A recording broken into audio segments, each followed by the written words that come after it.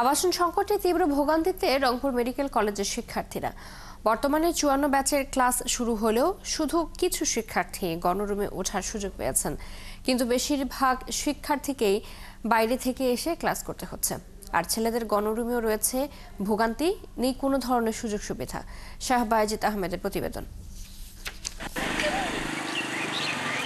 গত মঙ্গলবার রংপুর মেডিকেল কলেজের হলরুমে 54তম ব্যাচের ওরিয়েন্টেশন অনুষ্ঠিত হয়। জমকালো এই আয়োজনে অংশ নিতে দূর দূরান্ত থেকে আসেন এই ব্যাচের 250 জন শিক্ষার্থী। কিন্তু এই শিক্ষার্থীদের বেশিরভাগই কলেজের হোস্টেলে সিট পাননি। আর একসময়ের মোটরসাইকেল গ্যারেজ এখন ছেলেদের গণরুমে পরিণত হয়েছে, যেখানে ন্যূনতম কোনো সুবিধা নেই। তো আসার পর রংপুরে বাসা নেওয়া খুবই টাফ, খুঁজতে হয়, কেউ নিকট আত্মীয় না থাকলে। তো সবার জন্য আবাসন সুবিধা থাকলে সবারই সুবিধা হয়। তো গ্যারেজ ফাইভার দেওয়া হয়েছে আর একটা কোনো রুম দেওয়া হয়েছে। আমরা দেখলাম পরিবেশ খুবই খারাপ, টয়লেটের অবস্থা খুবই খারাপ। আর মেয়েদের গণরুমে 60 জন শিক্ষার্থীদের জন্য রয়েছে মাত্র 2টো টয়লেট। এছাড়া রয়েছে নানা সংকট। এই অবস্থায় এই প্রতিষ্ঠানেই সন্তানদের শিক্ষার পরিবেশ নিয়ে শঙ্কায় অভিভাবকরা।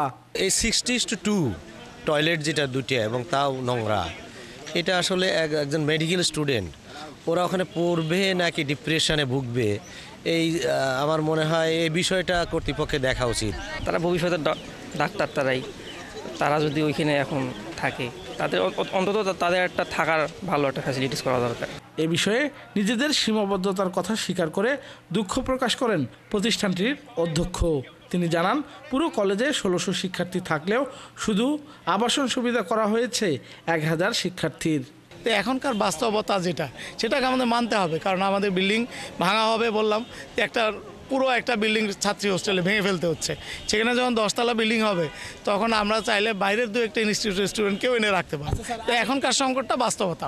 দ্রুত আবাসন সংকট কাটিয়ে শিক্ষার্থীরা সুন্দর পরিবেশে তাদের শিক্ষা কার্যক্রম শেষ করতে পারবেন, এমনটাই প্রত্যাশা সবার।